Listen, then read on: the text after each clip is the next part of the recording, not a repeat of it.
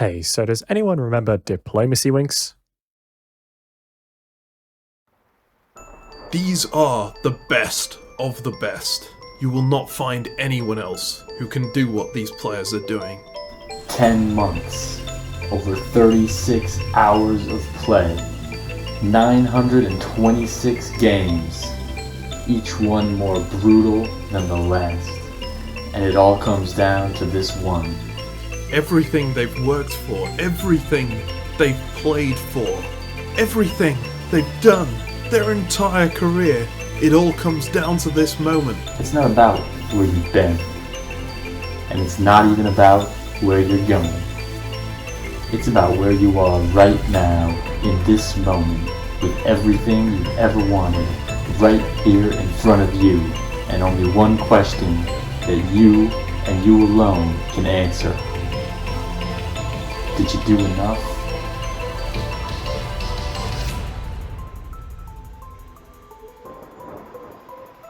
Look at the moves! Look at the beautiful moves! Nicolas Sahuguet out here showing that a Diplomacy World Champion can become a DiplomacyWinks Champion. Can you deliver when the margin of error is zero? Can you rise when the whole world wants you to fall? There's nothing about this game that's not intense. Can you set yourself apart from 6 other players who think they've worked harder than you, who think they're better than you, who think that you're the one thing in their path? Or are they the one thing in yours? There's nothing they want more than this. Do you want to be the best? I mean, do you really want to be the best? It's hard to explain the emotions that go through your head during a game like this. Passion, hunger, grit, luminescence, theory, fire, drive, ambition. DiplomacyWinks 2022.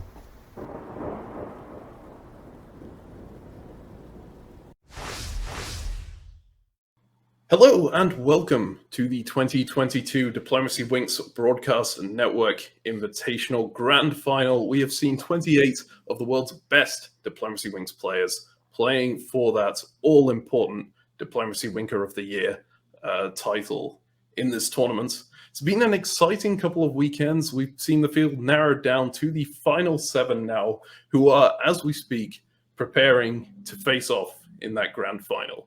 If you're not familiar with the world of DiplomacyWinks, I've got Flash from Legendary Tactics here to give you a brief tutorial. DiplomacyWinks is a combination between the traditional game of Tiddlywinks and the cult classic board game Diplomacy, which can be played using components from a standard diplomacy set. In it, you flick units onto a diplomacy board, competing to create the best position for your nation. At the end of the game, the resulting position is judged by a panel of experts, and the player that they would believe would win a standard game of diplomacy continued from that position is the winner. The mobilization phase. The first phase of DiplomacyWinks is the mobilization phase, which is divided into rounds. In each round, each player will take one of their units and place it on the edge of the game table. On a count of 3, all players simultaneously flick their unit at the game board. If a unit comes to rest on the game board, it remains where it landed. Any pieces which do not land on the board or are knocked off the board are removed from play, and then the game proceeds to the next round. Once 10 rounds have been completed, the mobilization phase is over. Province control phase. Once the mobilization phase is complete, the game advances to the province control phase. To begin this phase, all units resting on a province boundary line are moved into the province they're mostly in. Competitive DiplomacyWinks will always have an independent adjudicator to resolve this. Following this, each province will be awarded to the player who has the most units in that province.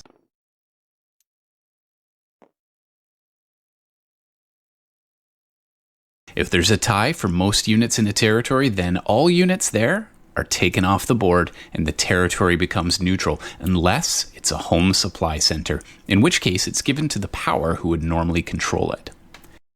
Adjustments phase. Each player counts the number of units they have on the board and the number of supply centers they control. If they have more units than supply centers, they must choose units to disband. If they have fewer, then they may build in their empty home supply centers. Each player then secretly writes down whether each of their units is an army or a fleet. All players' orders are revealed simultaneously, and the resulting board is the final board state. Analysis phase. The final phase is the analysis phase. In competitive Diplomacy Winks, this phase consists of sending the final board state to a panel of experts and having them rank the powers according to how likely they are to win from that position. The highest ranked player wins the game. And that's how to play the incredible game of Diplomacy Winks. For more board game guides and strategy, check out our channel over at Legendary Tactics. And with me are two of the best Diplomacy Winks players in the world, who aren't currently playing, that is, Zachary Moore and Karthik Konath. Zach, do you want to introduce yourself first off? Absolutely. My name's Zachary Moore. You may know me from having the best Diplomacy Winks regular season of all time. I think I won 3 tournaments, second place on a 4th, and ultimately wasn't able to make it to this grand final under very difficult circumstances. It's hard to climb to the top, but I'm happy to be here talking with you fellas today. It's great to have you. And Karthik, do you want to introduce yourself? Hey, so I'm Karthik. You may know me from other Diplomacy Broadcast Network broadcasts. You also may know me as, from the beginning to almost the middle, the top player in the Diplomacy Winks standings until Zach passing by, unfortunately, at the end. Unfortunately, I'm not here, despite having arguably the best performance of anyone, because of an unfortunate scoring bug in the system that actually showed me as a 7th instead of 8th. So who really knows what happened there? Yep, and of course, in the lead up to this tournament final, we did see a bit of disappointment for you there, coming in 8th place, 0.2 points behind Katie Gray. What does it feel like to miss out on such a prestigious final by that tiny amount? It feels terrible, honestly, Marcus. Like, I felt like I really earned my spot there, and who really is this Katie Gray person? I've never heard of her. Like, we'll see how she does, but I don't have high expectations for her. Yeah, well, always a disappointment, I suppose. But on the plus side, it means you get to be a professional commentator. As we all know, all of the players who can't actually play well end up on this commentary bench eventually. Unfortunately for you, Zach, you actually did play really well. You qualified in 1st place for this final, and then we received a note from your doctor saying you were medically unfit to participate. That was just 15 minutes ago as we were preparing for the final here. Must be devastating for you, right? Yeah, it's tough, especially having a doctor who, and I've never met this doctor who came in and handed the note. I see an entirely different doctor who cleared me with a good bill of health. But that's the one thing I appreciate about the Diplomacy Winks Invitational is that they go the extra mile to take care of you. Even if you've never heard a doctor, they'll pull you out of the tournament if any doctor comes by and tells you can't play. And so it's I'm just happy that my health is being put first, and happy that somebody else was available on such short notice to take my spot. Yeah, that was actually incredible. Of course, we couldn't give the position to the person in 8th place because they were busy commentating. That would have been Karthik. Right. So we had to go out and check and find someone who was good at Diplomacy Winks to take that spot. And we did so. In fact, I'm about to hand over to Brian Pravel, who has our quick DiploStrats segment to introduce all the players. Thanks, Marcus. After an intense weekend of top-level Diplomacy Winks, our field of 28 has been narrowed to just 7 players going into the grand final. One of my favorite things about Diplomacy Winks is that we've got access to stats that we've never had before. Let's take a look at how our players have performed in this season. Qualifying in 7th place, just 0.8 points ahead of 8th place Karthik Konath, we have DiplomacyWinks rookie who came out of nowhere this year, Katie Gray. As you can see, she's very much a jack of all trades in this sport with all-around high stats, but nothing incredibly high. She's very much the underdog in this final, but the lack of any kind of target on her back could work in her favor here. Next up, we have 6th place Brandon Fogel, who's, of course, retired from diplomacy commentary entirely this year to focus on his new DiplomacyWinks career.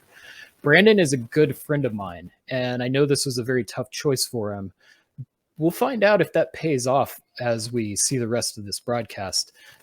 As we saw in the qualifiers, his flick rate is exceptionally high, but his flexibility tends to be on the lower end. If his strategy works out, it works out beautifully, but that lack of adaptability could be his downfall. 48% may not cut it here. Coming in 5th, we have our first extended deadline DiplomacyWinker, Gug. As you'd expect from any ED player, he has a very strong accuracy score, but remember, ED players usually take up to 48 hours lining up that shot, calculating their power. In this game, he's going to have to adapt to a much shorter time scale than that. And right ahead of him in 4th place is the next extended deadline player, Vashta Neurotic. He mostly has the kind of stat distribution you'd expect, but notice his FDSR is much higher than any other player in the extended deadline circuit at 94%. That's comparable with the top face-to-face players and is certainly going to help him here. And placing 3rd in the qualifiers, we have legendary player Tanya Gill. Primarily known for starring in the Flicker's Gambit, she's just as strong in game as she appears to be in the show. Notably, her Tanya rating is the 2nd highest in the history of DiplomacyWinks at 98.9%, just behind the player with the greatest Tanya rating of all time, Ed Sullivan's 99.7. In 2nd place, we have 5-time World WinkCon champion and arguably the greatest winker of all time, Nicola Sahu-Gay. He's the odds-on favorite here, and it's easy to see why. Just look at those stats. No active player even comes close to that FDSR and CFR, and both are close to the highest values in the history of the sport. The only thing that could really stop him here is the size of the target on his back. And finally, while Zachary Moore qualified in 1st place, he was medically evacuated on doctor's orders during the country selection phase, right after he chose the incredibly strong power that's England. On the orders of the GM, he's been replaced by this unknown player, Captain Meme. We believe this may be one of the top-level Winks players playing anonymously, possibly Flickadman or Brother Wink, but there's no way to tell for sure.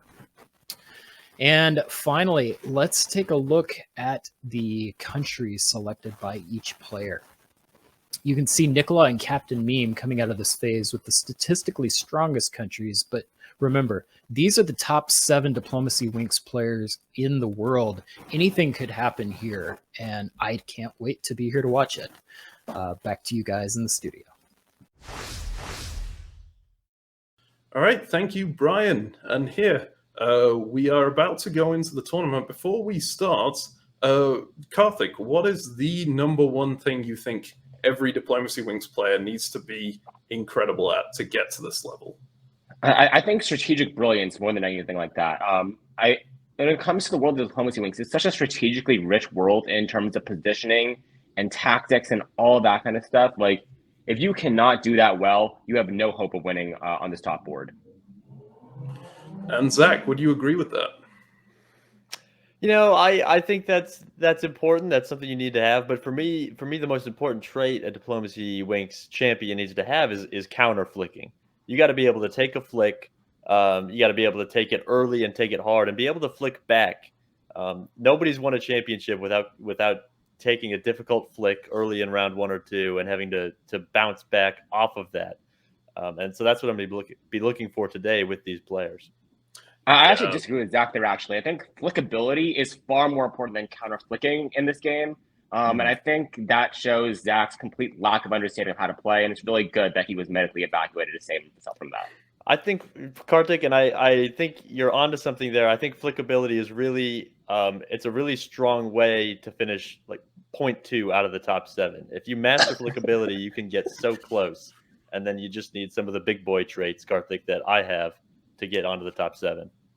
All right, I'm going to jump in here before this gets particularly ugly. Of course, we do see some quite incredible rivalries between our top DiplomacyWinks players. It's what makes the hobby so special. But in the meantime, we actually are seeing the players beginning to get ready here to take that first shot onto the board. So we can see a few players here taking an interesting position. This is shown from the perspective of the English player who we've attached to a GoPro to the head of, just so that we can show you what it's like to be in that spot, in that intense game. Very shortly, you'll hear the GM counting them in to shoot onto the board. It looks like Nicolas Auge may have shot a little early there off to the side, but it looks like he's being allowed to reset it. So very shortly, we'll see them shooting onto the board. We'll hear that GM countdown. Okay, 3, 2, 1, flick. Ooh, there were a fair few overshots. Interesting. Marcus, could you tell us about the win conditions at this table? This seems to have been oddly bad shot from these elite players. Yeah, I mean, we've got our top cam here, I think. Obviously, a bit hard to see. The French unit was knocked off the board at the side there, I believe. It may not have landed on the board at all to start with. It didn't. A lot of missed shots, but I think that's maybe part of these players' early strategies, not getting too many units on the board, not looking too far ahead. You can see the English unit flies straight across, the Austrian units fly straight across. They need to make sure that they are not seen as the target that needs to be taken out to have their units knocked off the board. I believe our backroom editors have been putting together some graphics just to show you exactly what happened there. And yep, we do have the flight paths of each unit. So I believe, Karthik, you're taking this one to explain exactly what you think these players' strategies were. Yeah, so I like to call it like a highlight to the Germans first and their poor strategy. It really reminds me of the Seattle Mariners, like, trying to do as well as they can, looking really good at first, but when you look deep down, you just see choking everywhere. So the Germans make it to the North Atlantic. Not really when you would want to be when you can actually land on the English Isles themselves. You see the Italians landing in what looks like Albania, and the Turks looking either like they landed in Bulgaria or the Aegean Sea. So some decent play from them, but what really needs to be talked about is the really poor play from the Austrian and the Russians, who I think are some novice DiplomacyWinks players who got a little bit lucky. As we see, they just go completely off the board here, which is just not what you want to do. It's really odd to hear you call them novice DiplomacyWinks players, because these are players at the absolute top of their game. Clearly, they haven't quite gotten it together yet, but maybe this is part of their strategy. I don't know. If we're moving on to the... our editors have been actually looking at where all of these units landed and making estimations of what the supply center layout is. Right now, we can't say for sure because that's the GM's call at the end of the day, but this is our estimation of them. As you can see, maybe the most important thing here, that Turkish unit that was so close to Bulgaria is actually considered to be in Constantinople, which is already Turkish. So no supply center change there. Zach, there's no supply center change on this board at all, which is a really odd way to start a DiplomacyWinks game. How do you think that affects people's mindsets going into the next round? Well, I think everybody's kind of realizing that they all came in with the same plan, right? They all wanted to slow play this. I think you saw Austria and Russia just kind of flicking their unit as hard as they could as a warning shot almost to the rest of the board, but also saying, hey, I'm not going to be a threat. I'm not going to turn into a bear. And now they're realizing this isn't the preliminary rounds anymore. You can't win with these gimmicks. You're going to have to get pieces on the board and play DiplomacyWinks. And that's what I love about this grand final. Do you think they're going to go much more for the supply centers on this next turn, and they're not going to hold back like they did potentially here? I think you're going to see two schools of thought here. I don't expect a player like Nicolas Auge, who won the March North American DiplomacyWinks Championship, playing a very patient, very slow game. I don't think you're going to see him go for supply centers just yet. But a Vash in France and a Goog in Germany, those are the type of players who like to put their foot on the pedal and go quick around this 0-2 and 0-3. I think you're going to see a lot of direct conflict between them over supply centers starting this turn. I mean, I guess we will see as we move into the next turn. We can see that people are already setting up for that shot too. England appears to be going back to the same location. Same with Nicolas Sarkozy there in France. It's a bit difficult to see where everyone is. Not in France, in Italy. Vash in France, they're still very much shooting from their own positions around the board, maybe aiming for their own supply centers there. I imagine we'll hear the GMs. 3, 2, 1, flick. Yeah. Oh, and that's some much better shot. So much better. Look at all those units that landed on the board there as opposed to flying over on the last turn. It looks like the players are quite excited. There's a lot of hands looking over the table there, making sure that they landed where they wanted it to. Maybe some questions there on where they landed exactly. It's interesting to see whether that landed in Galicia or Warsaw over there. Maybe the Romania unit is also questionable. We're going to move to our top cam here. As you can see, that Russian unit, watch that again in slow motion. It comes in from the north side of the board here. It will come in a few seconds. It's the German unit that slides into the board and then gets knocked by the French unit as well. It's quite the flight path we see there. And looking at that, let's have a look at the graphics that our backroom editors have set up for us. So here's the final board position for that. Maybe something we didn't see, as obviously there was that Austrian unit line just on the south side of Naples. Might have gotten in. Very hard to tell. Here are the flight paths for there. So Zach, do you want to take this one? Tell us what you think about these. Absolutely, and you got to give credit to the backroom editors for how quickly and effectively they get these together.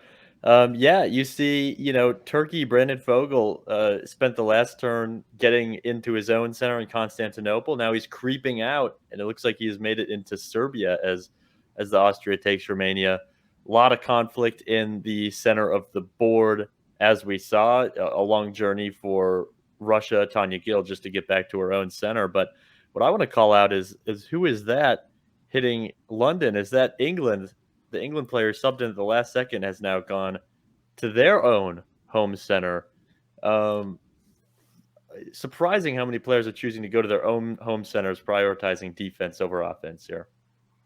Yeah, defense really not something you see much in this level of play usually, but we've now seen the Turk and the English player both cover one of their home supply centers with one of their own units. English shot here was very unusual. It followed a curve pattern. I believe we can see that maybe again on the slow motion replay coming in from the south side here. Oh, it was rolling along the board, and that wheel on the front of the unit. Obviously, these units aren't regularly shaped. You have to take that into account as a top-level DiplomacyWinks player. And sometimes it is going to curve like this. So after that turn, what's our supply center count looking like? Oh, we saw the Italian unit that was lying on the edge of Romania and Budapest. Our backroom editors suggest that is in Budapest, not in Romania, which is a blow to the Austrians, surely. Karthik, what do you think about this position? That is lethal. I mean, it was a great Italian shot already. And for Nicolas Sarkozy, as Zach previously mentioned, previous North American champion, just beautiful play by him to take an Austrian home center right out from under Katie Gray. This is brutal. And for Serbia to be taken by the Turks, I would say Serbia is the key to the Balkans. Once you have Serbia, the rest of the Balkans are sure to follow. But one thing I really want to call attention to that I don't think Zach caught on the flight path is how strong the France-German alliance is. We see both Gug and Vash coordinating to knock Russia off their intended flight path. We see Tanya wasn't actually trying to go to Warsaw. She was likely trying to make a play on one of the Austrian centers and possibly knock Katie Gray out of the game in 1902. But what ends up happening is France and Germany coordinate and deflect her shot back to Warsaw. Just a beautiful, beautiful play by two elite players in France and Germany. Yeah, and it should be stated, this is incredibly difficult to pull off in DiplomacyWinks. Those units are flying at speeds of up to 15 miles an hour.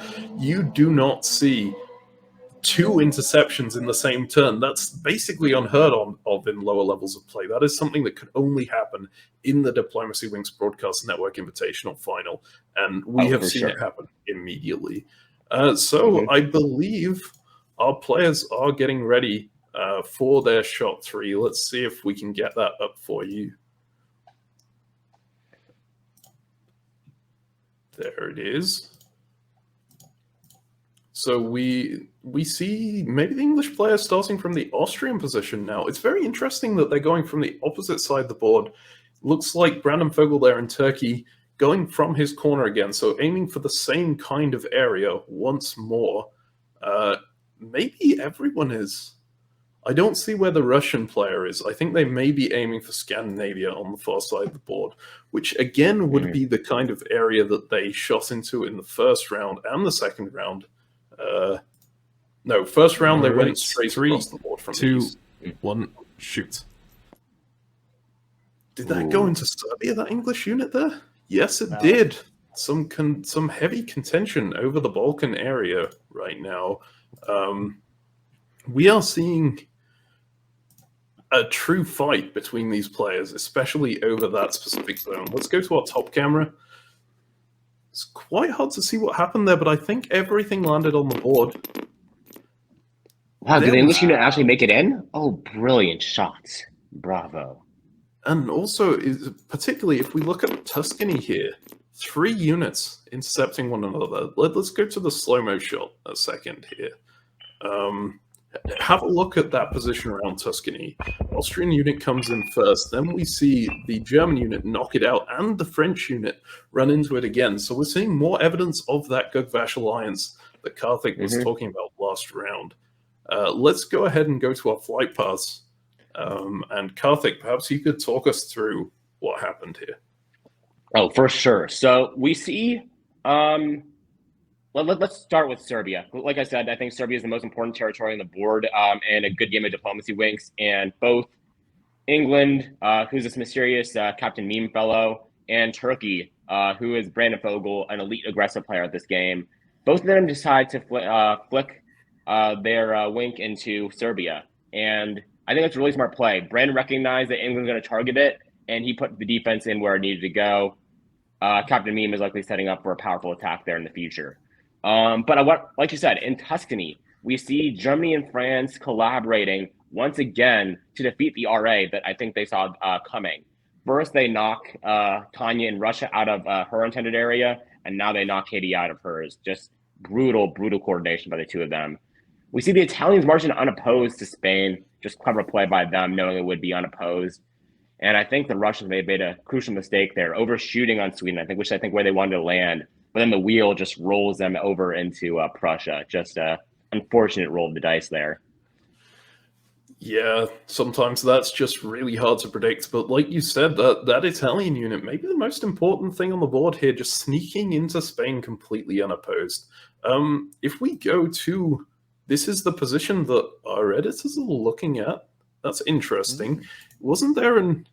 Wait, what happened to Budapest? Did Budapest get dislodged? Oh, it's tied. It's because there's another unit in there, so it's tied. It reverts to Katie, right? Let's have a look at that slow-mo shot again. Watch the English unit maybe coming in from the south here. We have that Turkish unit sitting in Serbia. It gets knocked out by the English unit coming in. And then this extra Turkish unit in Serbia, I think that ends up in Bulgaria, maybe even just trying to knock the English units out perhaps, but not quite making it there. So we end up with 2 units in Budapest, and they both cancel each other out, which leads to this position with the Austrian gaining control of Budapest and getting back into this game. Zach, do you want to take us from here? This is a diplomatic coup of a wink by Katie Gray to kind of, she knows she's the target on her back. She knows everything's coming to those Austria centers. she's not worried, because when everything comes, nothing comes, and you see that in Budapest, 2 units over it. Neither one gets it. If you can't learn to share, then mommy will take that from you. And so Katie back in the game, and she can focus on counterattacking now that the rest of her region is discombobulated and out of sorts. But I want to look at Brandon's position here, because he is consolidated. He's already got the defensive piece in con. Now he's in bull. He's linking his units together and growing sustainably. So I really like what Brandon's doing in the southeast corner. Yeah, it's certainly Agreed. establishing a strong position there. I believe they are getting ready for shot number 4. Yes, they are. This is at the 3rd waypoint through the game. We can see Turkey is going for the same position again, shooting him from that Turkish corner every single time. Russia coming in from the north side, again going to go for Scandinavia by the look of it. England coming in from the east this time, so really not focusing on their own supply centers unless they're going for a very long shot. Okay, 3, 2, 1, flick. Looks like it went into the Balkans again. Still some heavy contention there. Oh, I think we may have missed it there, but the Italian unit, that may have been the real story of this phase. Going into Marseille there and knocking the Spanish unit further into Spain. Let's have a look at that on the slow-mo. Coming in from the south side of the board here, just over North Africa. You will see it in a second going into that supply center.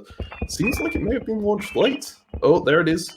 And beautiful. Straight into Marseille. What a shot. What a beautiful shot from the Italian. Brilliant. Maybe the other thing to look at would have been what happened with that German unit that ended up in Wales. Let's go to our graphic that our great backroom editors have put together again for the flight path. And Zach, I believe you're taking this one. Okay, so you see a lot of shorter shots, right? You don't see any line going fully across the table. You see very minimal conflict just between Turkey and Russia there in the southeast. That Italian launch is beautiful. He says, hey, if you're all going to play around in the center of the board, I'll go park my units in Vash's centers in France. And maybe a little breakdown in that alliance, too, as you see, is that a French unit in Kiel. They've done a lot of work together, but this is the mid game, and this is where you make a play for the victory. So no more FG. Yeah, that stab coming in at a very, very interesting time, especially considering I don't believe that German unit actually gains London because it bounces off of the English unit. In fact, it may have been aiming for Brest, looking at the direction, or for Paris. So maybe they both attempted to stab at the same time. And center chart, we're seeing great position from the Italian here. Karthik, do you want to talk more about what's going on? Yeah, so I wanted to call first attention to Budapest. There was a really clever play by Brandon here where he essentially cut off the English unit that would have guaranteed that Budapest would have remained Austrian if it had landed in Budapest, since you'd have a 1-1-1 fight there. But by cutting off the English unit and deflecting it into Romania, it guaranteed that there would be 2 units in Budapest and only against one of the Italian, which gave him the advantage he needed.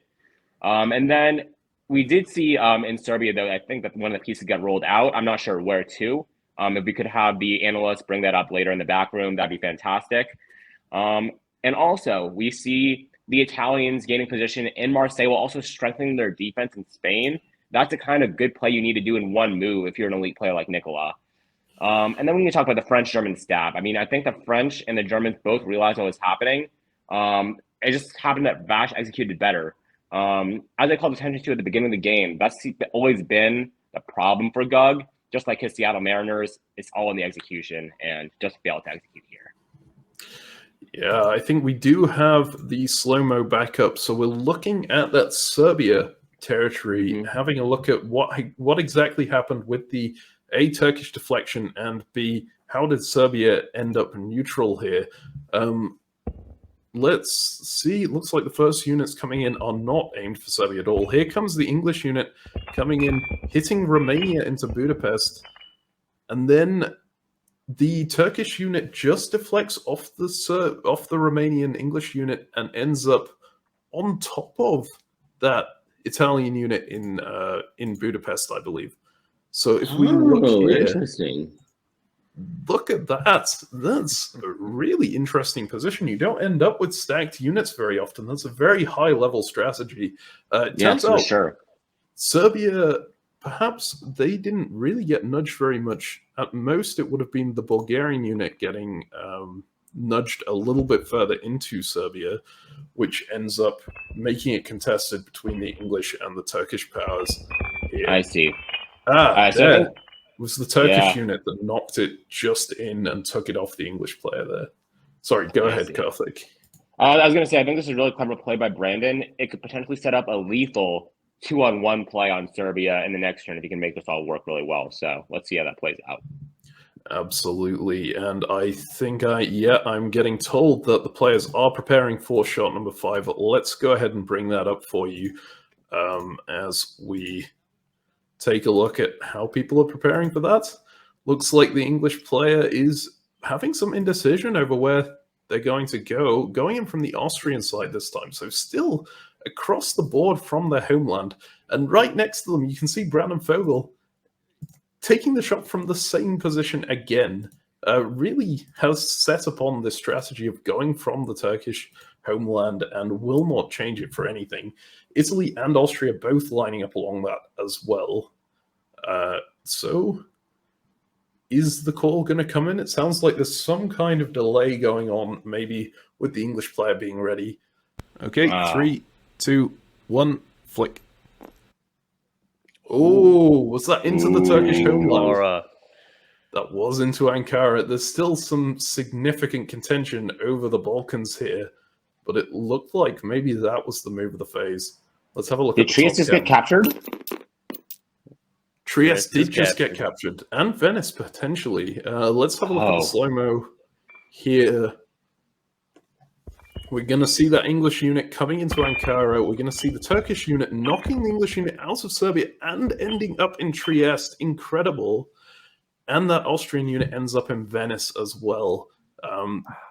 Some big changes on the board on that south side. Let's go ahead to our graphics department right here. This was the final position there. And here are the flight paths. Who is on that right now? I may have lost track. It is me, I believe. And I just want to call attention to 2 wars that seem to just be bitterly raging versus the Anglo-Turkish War. I think this is the war that's going to determine the fate of the game. Both players are very clearly elite in their strategy and in their tactical execution, their flexibility, as I called it earlier, which I think is really going to give them the chance to succeed. There's a brilliant play into Ankara. Basically guarantees that England is going to be very, very hard to dislodge from it because of the central position he has there.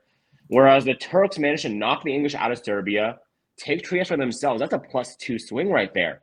And then the other war is the Franco-Russian War. Somehow, some way, Vash continues to intercept Tanya's plays, making it impossible for Tanya to get the momentum that she needs to. I think one of her pieces may have ended up in Switzerland. That's just not a useful place to be. That's probably the least useful place on the board. Yeah. Just truly unfortunate for Tanya Gill right here. Like, I hope she has better luck in the future, but this is just not her game. Yeah. And you wonder if it's a mistake of execution to a certain extent, because if you're Vash, you think, I'd love to backboard Tanya's piece that it lands in Munich and give me an edge over Germany in this war. But maybe we're at the phase in the game where it's every person for themselves. I'm not helping you take anything, no matter who it's from. Right. So Zach, I want to point this out because it doesn't bear mentioning. Like, we don't have access to the diplomacy. That's like the conversations that are happening here. Like, it's possible that there's just a complete breakdown in communication between Tanya and Vash. I think that's what's likely happening here. They just can't cooperate, even if it means taking out their common enemy in Gug. 100%. I think you got it. Hit it on the head. Let's go ahead to the supply center chart right here. Look at that Turkish blob. Oh, beautiful. Zach, do you want to talk some more about this? Yeah, I mean, that's it. Marcus, you mentioned he's launching from the same spot every time, and the advantage of when you do that is it's just you put enough pieces in the mosh pit and you catch a few breaks, you make your own luck, and so the bounce is falling Brandon's way, but it's just because there's a sea of yellow in that whole Balkan area. And Katie Gray, when you're in a position like she's at, you're being attacked from all sides, the only kind of power you have over the game is decide, okay, who am I going to fight back against? Who am I going to drag down into the depths of hell with me?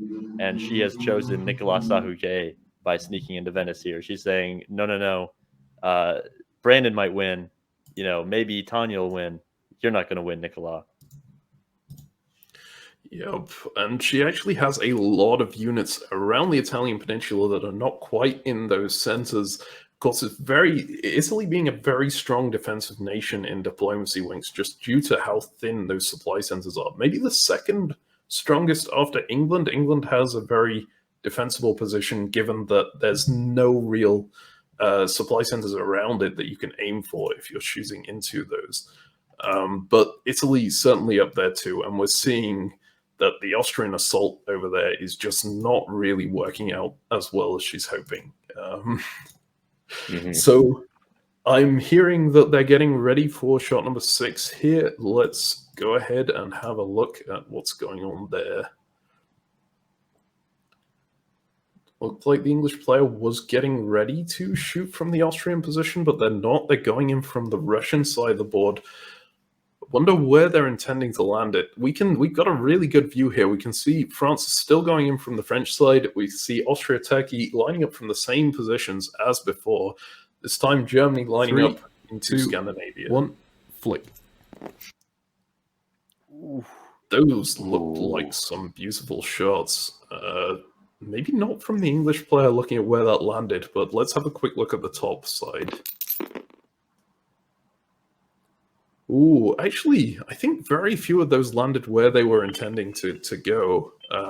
If we look at the slow motion here, especially look at the French unit on the left, bounces off the side of the board and just about gets into Mid-Atlantic Ocean. Clearly was trying to do something about those Italian units in the south, but didn't quite make it there. Let's go ahead and go to the flight paths. Very short ones all around. Zach, do you want to take us through this?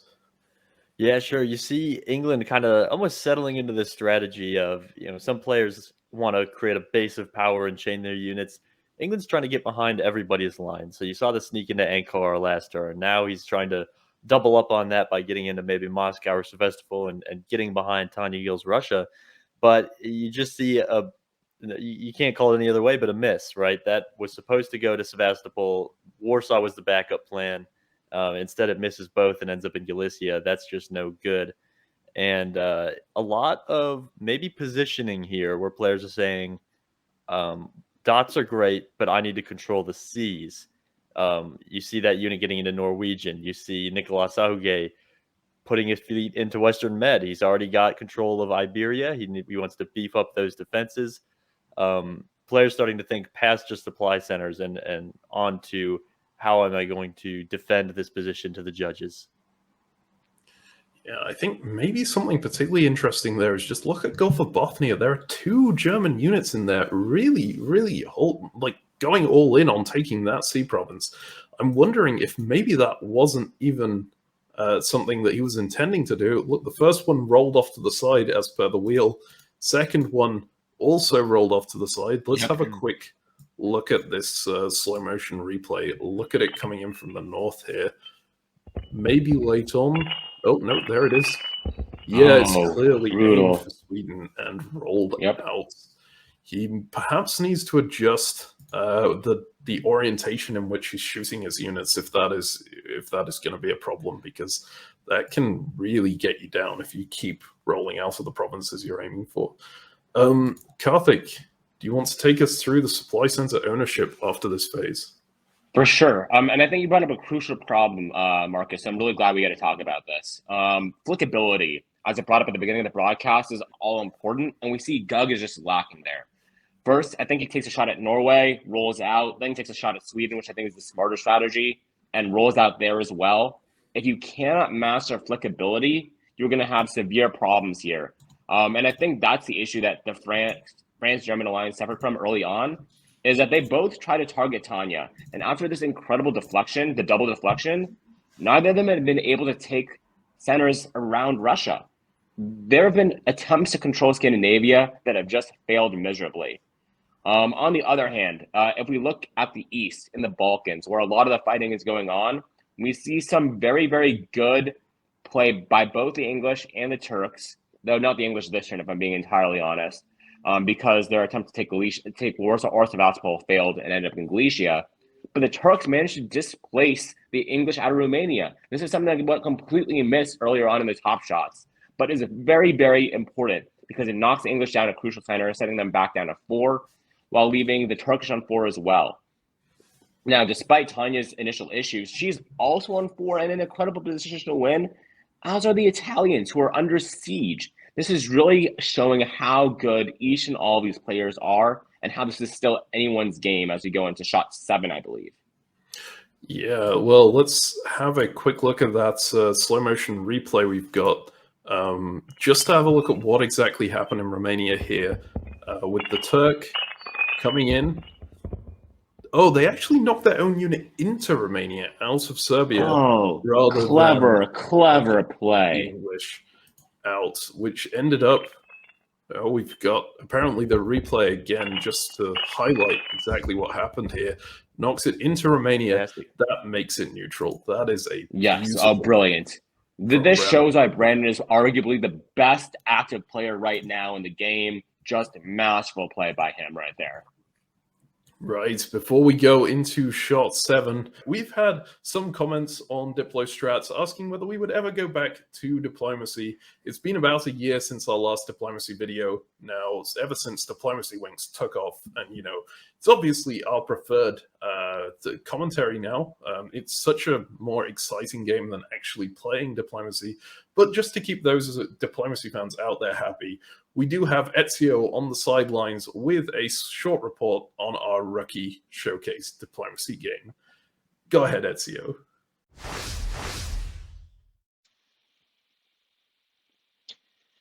Well, over here, we've got this Turkish army in Tunis. And it moves to North Africa, then back to Tunis, then back to North Africa, then back to Tunis, back to North Africa, back to Tunis, back to North Africa, back to Tunis, back to North Africa, back to Tunis, and then in 2020, it holds such chaos, such pandemonium. Then back to North Africa, then back to Tunis. It takes a turn off, then back to North Africa, back to Tunis, back to North Africa, back to Tunis, back to North Africa, back to Tunis, back to North Africa, back to Tunis. Truly a banger of a game. That's all from here, Meme. Back to you. All right, thank you, Ezio. And it looks like we are back with shot number 7 of our vastly superior DiplomacyWinks game. England grabbing that unit, going in from the English side this time. And obviously we do tend to overly focus on England during this portion. It is, of course, because we have only got one GoPro on the DiploStrats budget, unfortunately. So that is the person we've strapped the GoPro to their head. Great. If we look at 3, 2, German 1, into the Scandinavia, is it going to work? Oh, I think that landed in Norway. I think that got it. My God. Wow. Do you believe? It would have been skin of the teeth. Yeah, look at that. It has just about landed in Norway on the north side of the board. In the thinnest segment as well. Wow. If we look elsewhere, it looks like Moscow was actually taken by the Italian as well in that shot. Perhaps something that our flight paths will highlight more for us. Let's go ahead over to that. Excellent. Go ahead. So one thing I'm really interested in is whether or not Denmark will be awarded to the English here. Because as you can see, it did land on what seems to be the Faroe Islands, perhaps. It's a toss of whether or not, like, you know, our sovereignty experts will give that to Denmark or correctly rule it as out. The Germans, on the other hand, by the skin of their teeth, incredible play, wind up in Norway. And you see, the nice thing is this is actually a more defensible position than you think, because if they are knocked out, chances are they just get knocked out into Sweden instead. really, really clever placement by Gug, even though it looks like a poor move at first. The Italians make a direct attack on the Russians, as you can see, choosing to take a shot from the Russian side of the board as opposed to the Italian side of the board. And that winds them up in Moscow. Clever play there. And we see Brandon going with the same old Turkish strategy, just trying to take control of the Balkans, firing into Serbia. Works yet again for him. The French, on the other hand, I'm not sure if they were deflected or they just take a lucky roll, but holy roller, they managed to make it another shot into the German homeland. Well done. The Austrians putting up an admirable defense as they try to defend their homeland against yet another siege by the Turks. I think that French unit may have actually been intended to knock the Italian units out. I'm not sure whether that will have been booked, but it looks like it did hit them. Let's have a quick look at the slow-mo again. Look at the left-hand side of the board here. There goes the French unit. Oh, but does it stay? Both of the Italian units. I don't know whether that actually knocked them fully out. Spain looks like it may still be in. Let's have a look at what Marseille looks like it could be out, though. Marseille might be out. Marseille hit them both and roll into Kiel. That's shot of the day. That's three birds with one stone.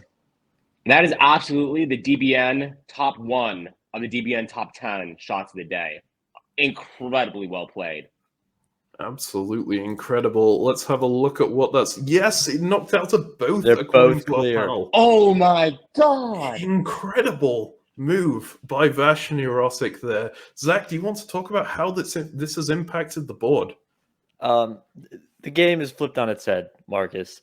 You saw Nicolas Auger in Italy basically saying, France is never going to knock me out of Iberia. I've got that position secure, so I'm going to go counterattack Tanya and play, cut down my direct opposition in the East. He was making his play for the win, trying to end the game right there. And he gets Moscow, great, but Moscow does you no good when you lose both Spain and Marseille in one turn. He is now reeling, and Katie Gray, look at what she's done, back up to 4. We haven't talked about her in 2 flicks. We thought she was dead, but she's continued just pounding away and letting the powers, that are trying to oppose Brandon in the Balkans, letting them work for her. She's made that a very effective strategy. What was a game that looked like it was between Nicola and Tanya now looks like it may be between Vash, Katie, and Brandon. It's blown wide open. Hey, don't knock out Captain Meme just yet. He's on 4 still. I don't think you're giving him enough credit, Zach. You're right. I those tiny little home centers in England are so easy to overlook, but Captain Mean is in a great position, and how much the better that he's lined up directly behind Brandon's line in Ankara. Correct. Yeah. Let's have a quick another look at what happened in the Balkan there, because it's not something we were looking at. See, we look at the units coming in. Here's the Austrian unit, knocks the Turk out of Trieste, and the Turkish unit knocks the Austrian unit out of Greece and into Serbia. It looks like those 2 Austrian units were both counted as being in Serbia, which gives that to the Austrian.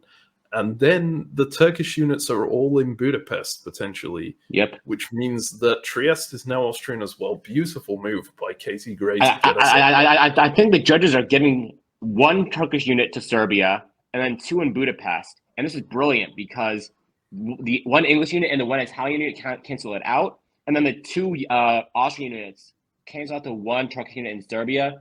Just a lethal turn for Brandon Vogel here. Just the judges are not giving him a single break. Absolutely. I'm being told that we are moving to the next shot. Let's have a quick look at what's happening there on the board. England and France both lining up from the French side. It looks like Germany is going in from the north again, maybe prioritizing Scandinavia. Russia coming in from the south side of the board this time. That's a huge change of strategy from what they were doing previously. Perhaps Tanya Gill. Do you think losing Moscow caused Tanya to change her strategy? That the seems shock very of that must likely. be 3, This is 2, counter flicking. 1. Fire. Yep. It comes. A lot of Okay, action in the West. Interesting shots there. It was a little bit hard to tell exactly what happened, but let's have a look at the top view. I especially want to see what happened with the Russian unit. Livonia. Oof. Oh. Wait. I think maybe the story of that was what happened with the German unit. Look at the north side here. The German comes in, tries to get Scandinavia. In fact, came in from the south side, knocks himself out of Norway into the Norwegian Sea. How can you do that again? So it comes in super quickly from the south. In fact, so quickly our camera barely catches it. And look at that German unit rolling out of Norway there. The one thing he needed to avoid hitting there, and just manages to knock his own unit out of that security. And from the side of the board, that means it doesn't even go into Sweden. That must be painful. Let's have a look at these flight paths. Zach, I think it's you on them this time. Flight plan. I mean, if you're Germany there, why shoot from the south? You've worked so hard to establish your position in such a way that shooting from the north gives you everything you want. He gets a little too cute late in this game, shooting from the south there. I can't justify that at all. France decides they're not content just pushing Italy out of their centers. They're going to push it back on the French fleet in Gulf of Lyon too, get it further away from Marseille, and then landing in Marseille to really secure the home centers there. We see Brandon Fogel shooting to the same exact spot he's shot every time. Nobody quite so consistent as Brandon. And I wonder if you get a positioning play from Katie, now that she's back on her feet, now that she's to four centers, is she thinking now's the time to make a move and grab some position in the Adriatic Sea to win over the judges? Yep. Well, let's have a look at what this position is looking like after this turn. Looks like there hasn't been a huge amount of change except for that unit getting knocked out of Norway, but I imagine that impacts the dynamics a lot. Karthik, do you want to talk about how? Of course. I mean, I think this is the biggest choke job, probably the DBN worst plays of the game. Oh man, knocking that was the only move that Gug could not afford to make, and he chose to make it. I just incomprehensible to me. One thing I want to draw attention to though is the Italian move. The Italian move could have been really lethal to Tanya here, given Tanya's other mistake here, where it seems she tried to knock the Italians out of Moscow, but the way that it rolled, it just couldn't get the necessary force to knock the Italians out.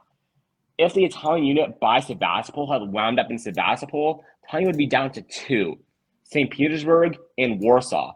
And the disconnection of them, the lack of contiguousness there would have been really bad for her when she tries to appeal to the judges for the win. So that's something to really keep your mind on. On the other side of the board, we see that Turkey is now looking better once again. So one thing to draw attention to is while Turkey's only on 4 centers, they have so many units, so many winks in the Austrian and Balkan area that if units roll nicely, they could really get a big swing on the final few turns. And that's what I'm going to be watching for here. Brendan knows his win conditions, and I think he will be able to achieve it if he has the right flickability. And speaking of flickability, we need to talk about the counter flicking. The counter flick by Tanya here showed how important being good at counter flicking is. Zach brought this up earlier in the broadcast. If you can't counter flick right, you're not going to be able to win. Just simple as that. 100%. Yeah, and obviously that Turkish position, stuffing units into a few centers, it may seem like a bad idea on the face of it. It is so incredible against counter flicking. It just prevents any possibility of those players getting you out of those centers. It's never going to happen. Right. I think Brandon has this area completely secure. I'm being told we're going into our penultimate shot now. Let's go ahead to that. Oh, yes. I'm excited to see this play out, Marcus. Yeah, with 2 shots left in the game, you got to think players have got to be on their game. Looks like the English player is talking about what's going on in Budapest. Unfortunately, we don't have their negotiations on just yet. We may hear some of them later on, but you can be assured he's probably talking about how people need to counter the Turk right here, because there are so many units in that area. Looks like there's some serious discussion going on, because the French player is still looking at the board. The Austrian player is still looking at the board. They are not taking their shots yet. And you can see the French player has moved his unit even after those discussions. So potentially something happening as a result. Has the GM given them additional negotiation time here? It seems that the shot should be called. There you go. Oh, there it is. That did seem like an odd amount of time. Perhaps, I don't know if those negotiations resulted in anything, though. It was clearly, like, there was clearly nothing that happened against the Turk there. Let's have a look at the slow-mo. Maybe the focus was more on the center of the board by the look of it. English unit knocks a ton of units into Venice, and potentially there was a German unit that knocked the English unit out of London, potentially? Let's have a look at these flight paths and see maybe what our eyes can't. Oh, it was a French unit. Karthik, I believe this one's yours. Yes. So I think what we need to highlight here is a clear appeal by the to the judges here, by the English, just creating massive pandemonium and chaos in Venice, trying to take control of that area of the board and assert their will on it. A really, really smart play, even if it doesn't result in any centers. This could prove really, really useful to Captain Meme when the judges evaluate how each player played. And then we see that the Russians, just a failure to launch really right there. Don't even make the board. Counter flicking is just not going well for them. Zach, you were absolutely right to call it out as an important feature of this board. The Turkish and the Austrians going to war yet again. We will see how this works out for both of them.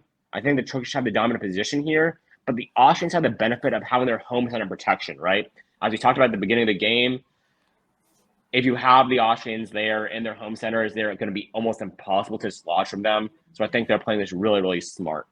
And then on the other hand, we see that the English, as mentioned, doing a really good job in Italy, but the Italians, instead of defending their home, they let pandemonium reign and instead try to go back to Spain.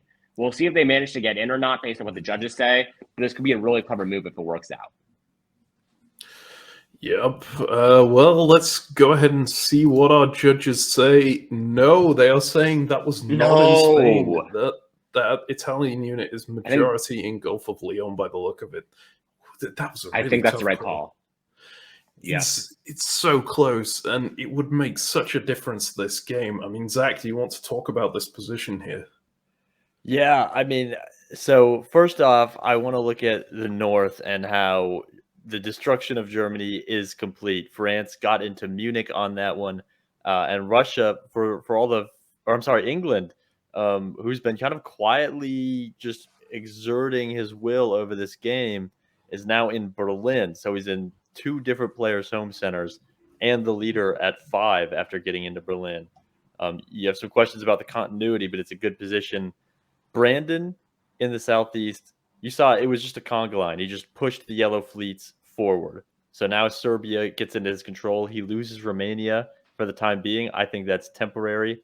I think all of those centers are going to be yellow very shortly. This was a tough one for Katie, who just a turn ago was already thinking about style points for the judges, and now she's got to think about, how do I survive this attack?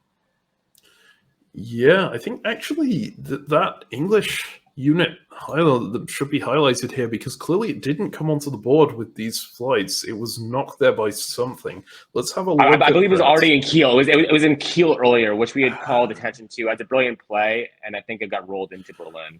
Was it in Kiel? Let's have a look at the previous. I think it was in the south of Denmark, but not quite enough in Denmark. This was the unit that was not awarded to Denmark. Yes, we had a discussion about that, and it got rolled into Berlin. Brilliant. Yes, exactly. So let's have a look at the slow-mo real quick. Look at the German unit coming in from north side. Oh my! Gug ruins his game yet again with this play. Oh yeah. No. He knocked that unit straight into Berlin. If we look at that one more time, look at the speed with which this German unit comes in. It's clearly intending to knock out the French units in Kiel, only results in knocking more units into his own supply centers. What a painful turn for the German. Like, down to one supply center on the penultimate turn. This is not a position anyone wants to be in. Zach, do you think there's any chance he recovers from this? No. It's good night for Gug. Thanks for playing. This is a top board. This is the DiplomacyWinks Invitational top board. You can have maybe one mistake, but you can't get away with 3-4 unforced errors that quite frankly would have even took you out of a prelim game. It's just too many mistakes. Yeah, clearly, like this might just be the tilting factor coming in of playing at a level where there's this amount of pressure and coming into the final stages, knowing that you've just knocked yourself out of Norway, you have to do something big. He's clearly just crumbling under this. I'm being told, yeah, we are moving on to the final shot now. We are seeing the English set up in the standard English position, something they haven't done for this entire game so far. Russia and Germany looking to launch from almost the same point in the north there. And Brandon, you can see just at the top of the screen that Turkish arrow forming in the same place, not deviating from that strategy at all. He is just sticking with that through thick and thin. Maybe it will pay off for him. It's an interesting thing to consider. 1, fire. I think that English unit went clear across the board. Germany may have landed somewhere useful here. Let's have a look at the top shot. I think it got into Norway, and the Italian unit gets into Sweden as well, but it may have knocked the German unit in with it. Let's have a quick look at the slow-mo replay here. You can hear those units clattering. Look at that English unit just flying across the board, doing absolutely nothing. Wow. And I think it was on an interception track, actually. Yeah, that could be. Did it hit anything? It may have missed, but I think it was trying to intercept the Italians. Yeah. Oh, look how close that comes, and just not getting there. And yes, the Italian does end up in Scandinavia, but I don't think it will count just because they knocked the German in with them. Let's have a look at these flight paths. Zach, take us through the final turn of this game. There comes a point in DiplomacyWinks where you need to be able to recalibrate and readjust. And we've seen for 3 turns now, counter flicking has not been working for Tanya Gill. Russia's a difficult power to counter flick. There's an Italian unit in Moscow. You just have to live with it. Now, by trying to counter flick again, she's put a fleet in Sevastopol, which is not helping her. It's not advancing her position. This is devastating to Tanya Gill. You see France still been focusing on the West all game. Now gets into York. You wanted that in London. It was so close. And you get in the East a little maneuver here by both Brandon and Katie to kind of put a dagger at each other's necks, right? Katie in Aegean threatening Brandon's home center, Brandon in Adriatic trying to really lock up this part of the board that he's been focusing on so much. That is last turn play. That is, the finishing touch, the cherry on top of a great position. We're going to see how the judges call it, but I like that for Brandon getting an Adriatic. Yeah, let's have a quick look at how the judge... Well, this is not how the final judge has called it. By the way, this is how our experts have called it, but it looks like this may be the final position on the board. Karthik, do you want to talk us through who do you think has the strongest position here?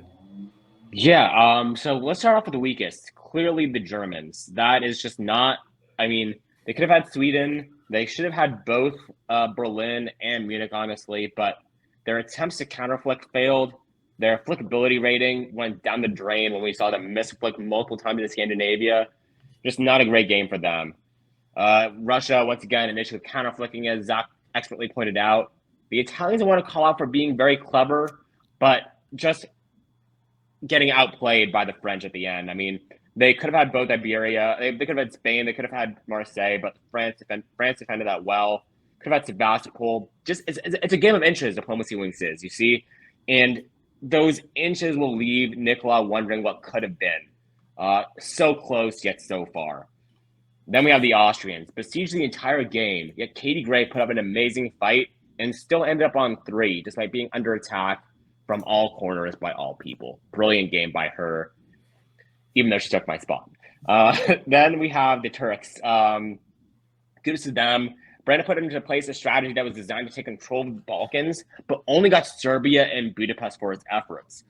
I really disagree here with Zach's claims that Turkey is a deserving winner here. I think the failure to get either Romania or Bulgaria will really sink him. If he got either of those two, I could see the argument. But for me, my winner for sure is Captain Meme in England. I have no idea who this mysterious masked figure is, but not only to keep possession of all the British Isles with a minimal defensive effort, but to take Berlin off of the back of a German attack and to take Ankara as well from the otherwise board leader Turkey, just masterful play all around by Captain Meme. Yeah, I'd absolutely agree there. Zach, do you have anything to add to that? Yeah, I see why, Karthik, you're in love with this Captain Meme position. Certainly they have the most centers. They're going to start with the most unit on the board. They're in a nice spot in Berlin where you can really agitate. Nice spot in Ankara to poke Brandon from behind. But I would like to get a little bit of flash, a little bit of position to show the judges I'm not just empty centers. I didn't just accumulate empty calories, right? And that's what I see when I look at this Captain Meme position. He's not in North Sea. He's not in Mid-Atlantic. He's not in a position that's going to persuade the judges that this is a sustainable 5. Whereas with Brandon, you're right. He should have gotten Ball of Romania. An elite level game would have seen him getting one or both. But I like his ability. I like him in Adriatic. I like his growth potential and the kind of canvas that he can paint for these judges. I think he can make a strong case. Zach, I have a question for you. Sure. Do you think if we played out another turn or two that Brandon would likely get Bulgaria, also known as East Burgundy? I think if we played another turn or two, I think he does. I think he gets Bulgaria or Rum, maybe even Greece, because he has such a heavy presence of unit. Maybe he needs to shoot from the north a little bit to secure that, because his pieces have been pushed so far north. Maybe he needs to go the other way, counter flick against himself. That would be elite play by the top board. Kind of flicking against yourself is a sign of a great player. Absolutely. It's one of the skills that seems counterintuitive when you're first starting the game. Why would I flick against myself?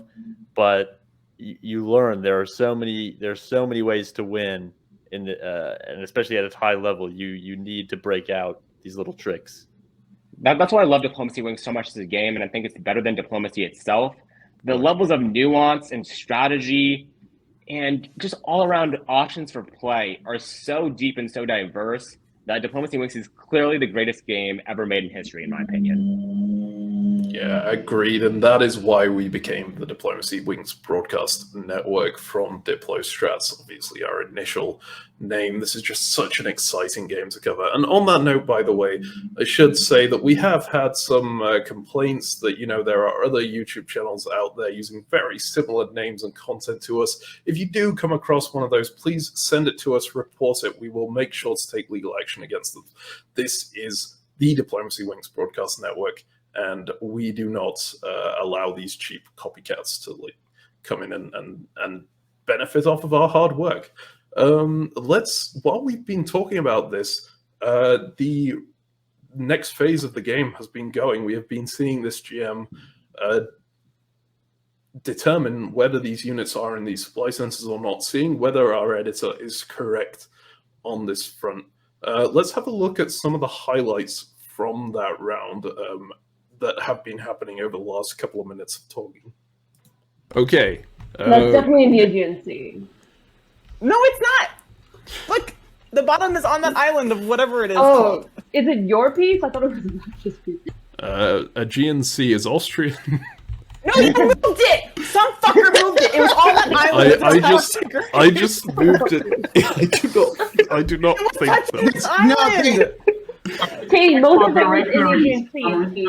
But it was touching it. That was definitely mostly in the Aegean Sea. I'm sorry. Oh my gosh, this is rigged. This is so rigged. I think all three of these Italian units here are in the Gulf of Leon. So the Gulf of Leon is very Italian. I got this one in Marseille. Clearly in Marseille, it's docking and the. It's Island of Marseille are part of Marseille. We know that. Yeah, but the Blues also. So I feel like if you're touching a land territory from a sea territory, it should count as land territory. Yeah, No. Then Austria would own Greece. We would. Give me Greece and give Nicola Spain. Come on. No, Katie is correct here. And I'm not at all biased based on the situation of the units in London. And I'm not at all biased. I'm All right, sorry, let the Marcus rules do have his thing been so we can get out stated. of here. These are coming off the board. Marcus is cheating for his own benefit. That's all I'm gonna say. Right, Marseille is French. Munich is definitely French. I need to test No, that. Munich is not. No, that's all. That's fully in definitely Munich. Victoria. Okay. None I of think those the armies players are fully insane Munich, here. Marcus. You Munich is can't pick and French for choose sure. where you do this There- thing. That There's was no like clear Munich. kill. I mean, if you Okay, look at the line, it's clear this as army day. that's closest to Munich, if you look from the top of the board and draw a line here, it is Way mostly more of in it. Yes, Yeah. Way more in Munich. Come on. Very No. controversial decisions here. I'm not That is- even French. That This is is fucking clearly Munich. in Ruhr. Like That is in 70% of the Munich. pieces in Ruhr. Its wheel is There's in one in Ruhr. Ruhr. It is in Really? Munich. One is in Munich. Munich is No. French. No, Ruhr is also Totally French. that's. Totally rigged. I'm sorry. The English player is biased against the German player. Totally rigged. He's about to say I'm not in London when I'm clearly in London too. Like Totally rigged. some Nonsense. bullshit. All right. Come on. Okay. Let's move on. Board. Hold up. Some heated tensions on that Someone board. moved this unit in Gulf of Bothnia. Like not enough to matter, but enough. I have a recording could've on my been other hit by- monitor, so I will find out afterwards if It was someone has it was been barely cheating. touching Sweden before, and now it's not touching Sweden at all. It's Okay, that's fine It because it won't doesn't make a affect difference. anything. North Atlantic is German. Congratulations. Excuse me, this unit was not in London. I did not do that for the record, but it is there, so it's mine now. These units were both in York. They are coming off the board. Whoa! I'm sorry if my unit wasn't in London, it was in the North Sea. Yeah, it wasn't in York. Yeah. It was It not in was- York. I thought it and- was in York. But if No, there are if- two people no, saying it this was is not in London. York, I then don't I know. will put... I legitimately don't know who moved it to London, but I thought it was in the North Sea before. Okay, then this So- French unit ends up in York, and these two units cancel out in North Sea. Okay, well, some severe controversies there. That was a pretty nasty phase, all things considered, from these players. Usually they're much more, nice about stuff like this. Zach, Karthik, have you ever seen anything like that before? I haven't seen this level of acrimony on a top board, I would say, in about since like 2020, like, you know, the 2020 season when that was true insanity. But not since then. This should not be happening in the DiplomacyWinks hobby. This is a shame on all players on the board. Besides Brandon Fogel, who I think was very reasonable there, Captain Meme Fellow, I think, was also relatively muted. But to see Russia and Austria and Germany going at it like that, I think they recognized that their gooses were cooked and they had to argue for anything they could find in order to win. That's just shame on them. Yeah, and you could you could tell the emotions were running so high they were getting basic facts wrong. For example, a couple players, I think it was Vash and Goo, kept referring to the GM Marcus as the English player. Just because Marcus is English doesn't mean should be referred to as the English player. He's the GM. You should call him Correct. the GM. So I would almost give a warning for disrespecting the GM, and even a little bit of anti English sentiment coming out. Yes, you don't want to see. I would say I would give a technical to both to Vash, and I would give a double technical to Gug, and I think that's an automatic ejection. That is an automatic, because that has no place in the game. Like, that's just not acceptable. Absolutely, and yeah, we see stuff like that at low-level games. You would not expect it in this kind of high-level game, especially knowing that instant disqualification is at the discretion of the GM in a game like this. It is a non-contact sport. You are not allowed to get this aggressive about this phase. So we will see what the GM's call on that ends up being. Sounds like the players have decided on what their final positions are and what the final units are. I don't think we have a great picture of this, but we may have. Yeah, we do have it up in a window. Unfortunately, I think you will see it's not perfect, but this is the final board position, along with all the builds and disbands, players deciding to keep certain units on and rebuild in their home supply centers where they have the option to. Any thoughts on this, Zach? Go ahead and start. Yeah, you could tell this was a board with a lot of table talk, a lot of discussions being had in between flicks that we weren't privy to. I love the unit selection by Italy and Austria here, basically saying we're going to clear our lines, we're going to be total non-threats to each other and give each other an opportunity to advance. Austrian fleet in Venice allows Italy to keep no units on the boot, keep those 2 fleets in Western Med and Lyon, keep the army behind Tanya in Moscow. This is making the most of a suboptimal position. This is how you make up for poor flickability. If your counter flicking's a little bit off, if you have a bad day, can you make a deal? Can you go wink for wink with your neighbor and come to an agreement that will impress the judges? And I think that's what they did. That's very good unit placement. For sure. And I think sorry, I think Zach basically hit the nail on the head. Like I can't say much better than he did. I think the English and the Turks clearly showed their diplomatic mastery here. I mean, getting the builds that they wanted to there just shows like how clever they are.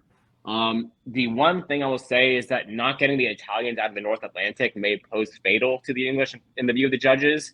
But other than that, and also having their unit in Ankara surrounded, not great. But we'll see what the judges end up coming to, like, you know, because their decision is the one that matters, not ours. Yeah, well, I guess let's go ahead and listen to the judges' reactions. We're just getting them in right here. We'll go straight over to those. This is David Hood, host of Deadline from the Diplomacy Broadcast Network, here to provide my insights on what is truly one of the most exciting events in recent memory for the world of diplomacy. We all know how critical the development of DiplomacyWinks has been for the strengthening and deepening of the hobby's analytics. A variant with such grace, such beauty, such je ne sais pas, does not come around very often. Much thanks to those legends of serious diplomacy thought, Eric Mead and Nathan Barnes, founders of the Diplomacy Cast podcast, for the invention of this wonderful variant. In the past, it has given us such breathtakingly spectacular spectacles as 2011's mostly messy Maletsky mishap match with all that blood and guts all over the map. You'll recall that.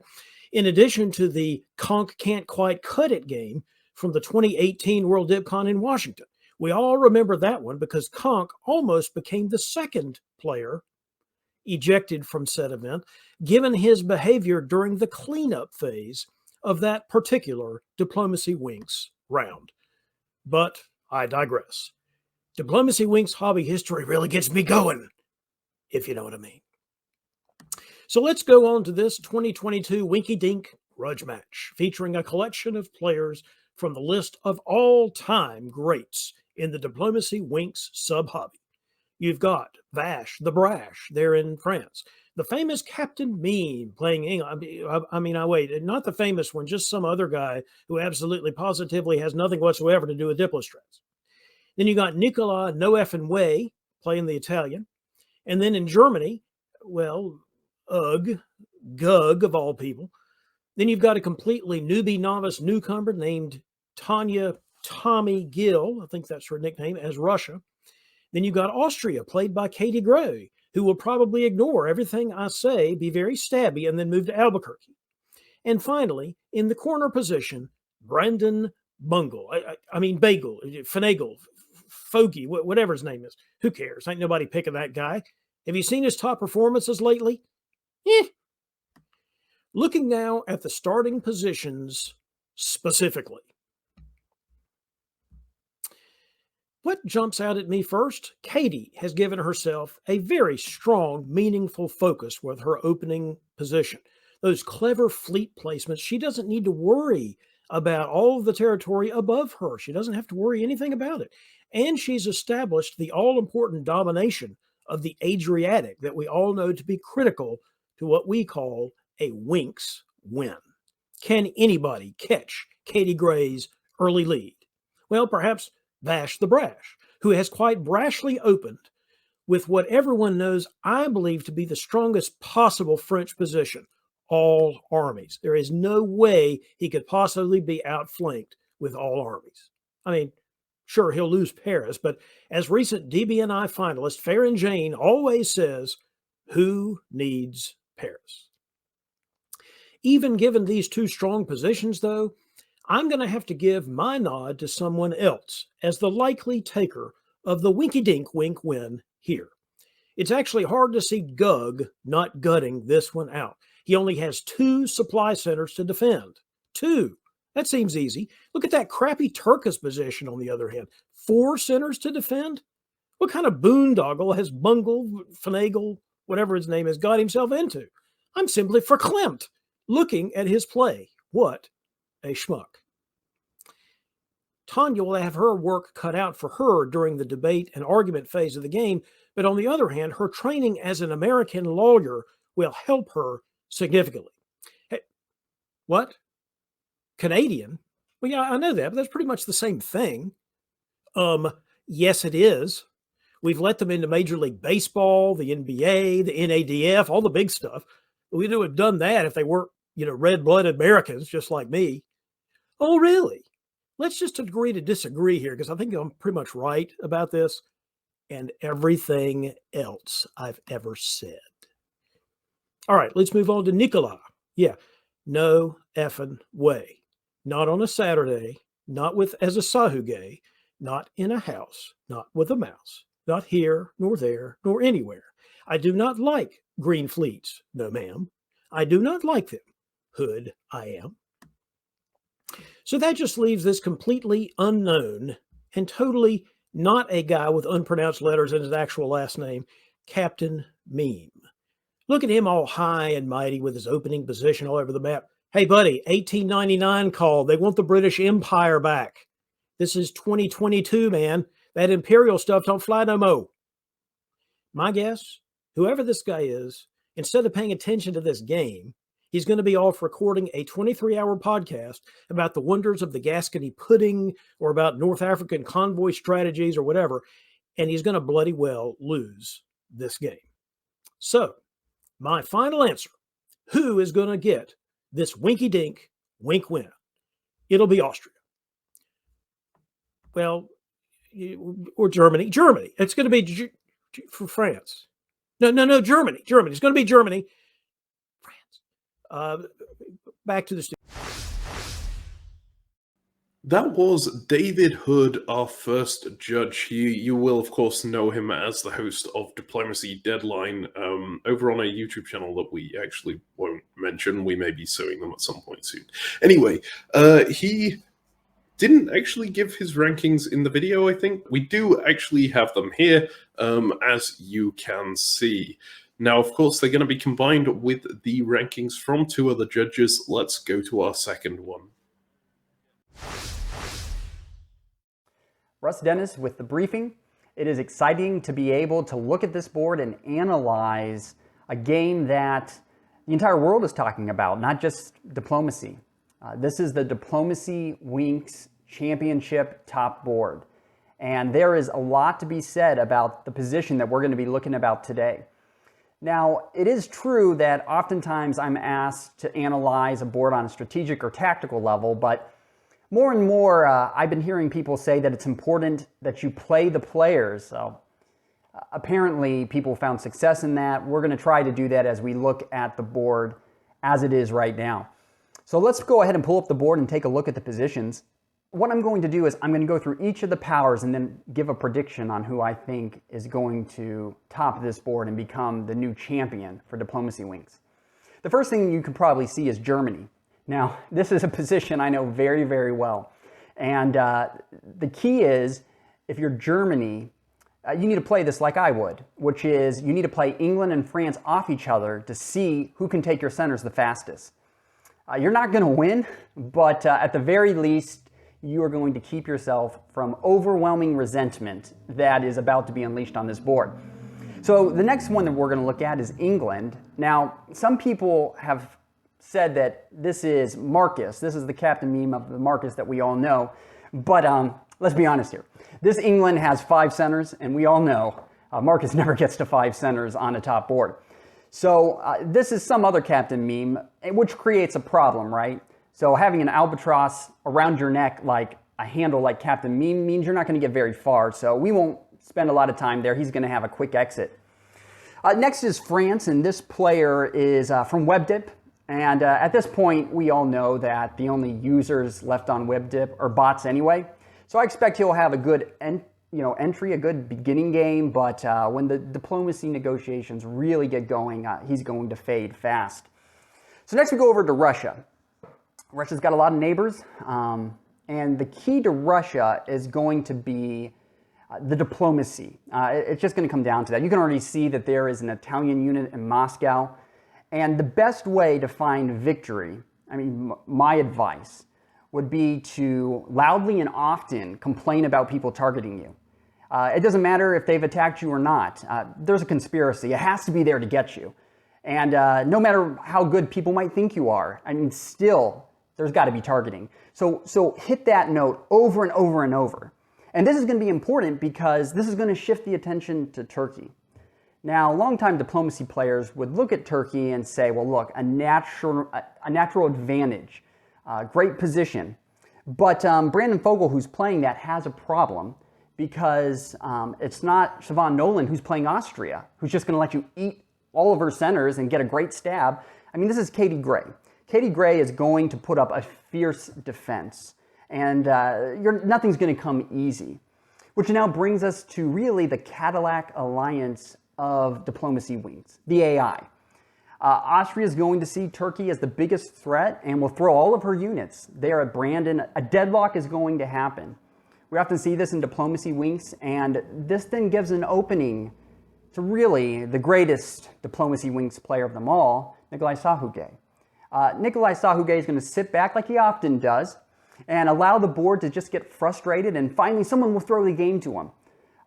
In truth, this is how Nikolai wins all of his games and all of his championships. In a lot of ways, we could say, regardless of the tournament, it's really a DiplomacyWinks win. And Nikolai's just the best at it. We got to tip our hats to his ability to do so. So I really see Nikolai coming out on top here. He's gonna wait to make his move once everybody's so exhausted and frustrated with themselves that he'll be able to go in and get the win.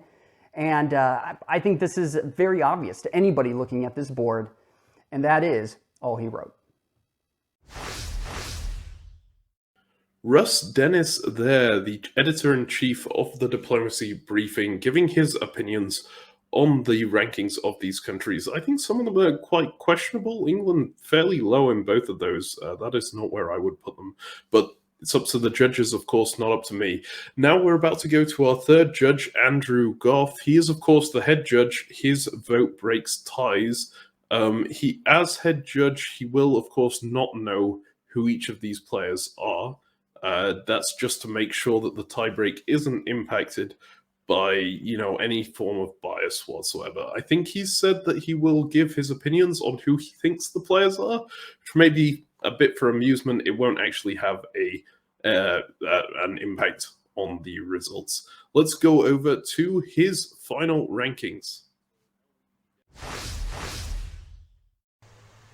Okay, you want me to look at a game? All right, let's see this then. Oh yeah, this is a pretty standard theoretical game of diplomacy we have here. Looks like about 1907 or so, probably played in Chicago given some of the pieces we can see here. Looks like a pretty typical game you would see in Chicago.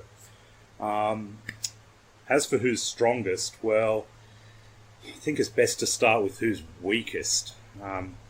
Germany's position is obviously hopeless. I mean, that's probably some nobody like Doug Moore, Chris Martin, maybe Chris Brand.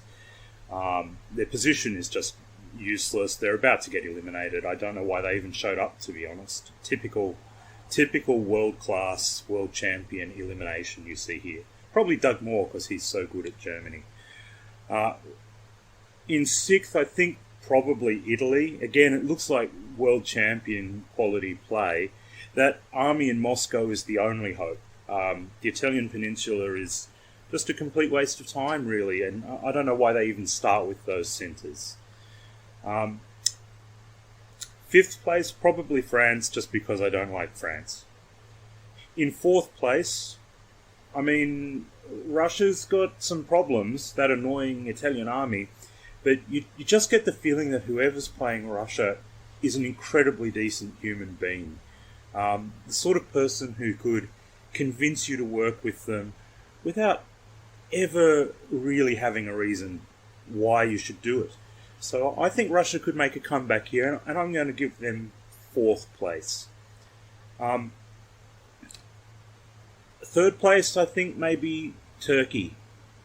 Turkey is probably my 3rd place. Their position looks really strong, I've got to be honest. But it's very hard to keep growing forever as Turkey. Someone's going to stop you at some point. And I just can't see them breaking through for a really big score from this position where they have all of Austria, the Balkans, and their homeland just at their disposal. A 10-center Turkey, it's really easy just to shrink them back to nothing. So maybe they should even be 4th, and maybe whoever the incredible human playing Russia is might be 3rd. 2nd place, definitely Austria. Only an incredibly confident Austria would have 2 fleets. So without knowing the negotiations, it's pretty clear they're right on top of the situation, and they're just going to fire up from here. They're the only power that maybe could stop my number 1. And that obviously leaves England, number 1 in the game. They're the only country on the board with a unit over the stalemate line, so they've practically got 18 already. As for who's playing what, well, I don't know. I mean, who's playing which country? I'm going to kick myself with some of these, but look, I still think Doug Moore is the German. He's the only person that makes sense. Maybe, I don't know.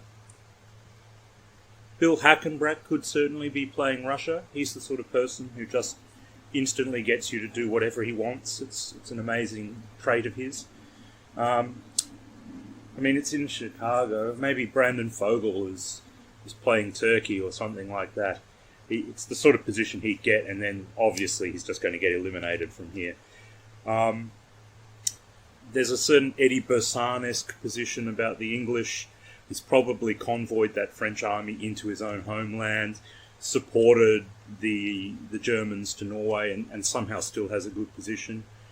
I'm going with Peter McNamara, probably as Italy. That's the sort of nonsense he pulls whenever I'm playing Russia. So let's go with that. And I don't know, probably Captain Meme is England. He's the sort of online player who would just naturally top a board as crazy as this. So I think that's all there is. England for mine, clearly on the way to 18 centres, and good luck to everyone else in the game. And there you heard our final rankings from Andrew Goff, the 3 times Diplomacy World Champion. Now these 3 are about to be combined, and you can see the results there now. Wow, okay, Katie Gray in Austria, considered by the judges to have the strongest position, actually by far. 2nd place, lagging behind by quite a bit, is Tanya Gill in Russia. And 3rd place, Nicola Sahugay, getting the bronze this time in Italy. Wow, okay, well, congratulations to Katie Gray.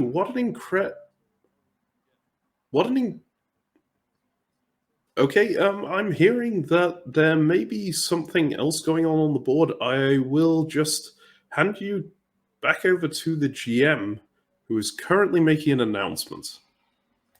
It saddens me greatly to have to make an announcement like this, especially in a finals game. People really should know better. We are not in the dark ages of DiplomacyWinks anymore. There are rules, and you do need to follow those rules. And one of those rules is do not interfere with the pieces that are on the board directly. Sure, you can fire your own units at them, but you cannot interfere with them directly. There were 2 players in this game who moved their units deliberately, and we have received confirmation of that. Brandon Fogel playing Turkey has been disqualified. Nicolas Sahuguet playing Italy has been disqualified. In addition, the board state correction phase is not a phase for arguing with the GM. The GM is an independent source. Their word is final. You are not allowed to challenge them in any way, shape, or form. And in order to prevent this becoming more of an issue in future, we have decided to take a particularly hard line on it. And as a result, Katie Gray playing Austria has been disqualified. Gug playing Germany has also been disqualified. Wow. Okay, well, that's going to impact the results significantly, man. I mean, we've all seen the evidence for Gug and Katie getting disqualified. They were arguing all through that board state correction phase earlier, but still, it's a shocker. That's our first place gone. And also, Nicolas Sahuguet getting disqualified there in the bronze position really opens this game up for some of the lower ranked players. Let's have a look at what the standings look like now. I'm also being told that for those who are skeptical, we do have some video footage of these players cheating. Let's go ahead and have a look at that. So I believe this is Brandon Fogel during the board state correction phase. Let's have a look at London here. Watch that yellow hand moving the German units into London. Now that was picked up on by the GM. It didn't have an impact on the outcome, but it was very blatant cheating there. Wow. Cheater, pumpkin eater. Yeah, absolutely. There's no way they can get away with that. And we do have evidence of Nicolas Sahuguet's cheating as well. This is after shot number 8, I believe. Watch that green hand coming in here, grabbing the unit that's in Albania and throwing it into Serbia. Much more useful territory. Of course, it didn't end up impacting the outcome either, but, you know, it's not about whether it impacts the outcome. It's about not cheating. How hard is it not to cheat?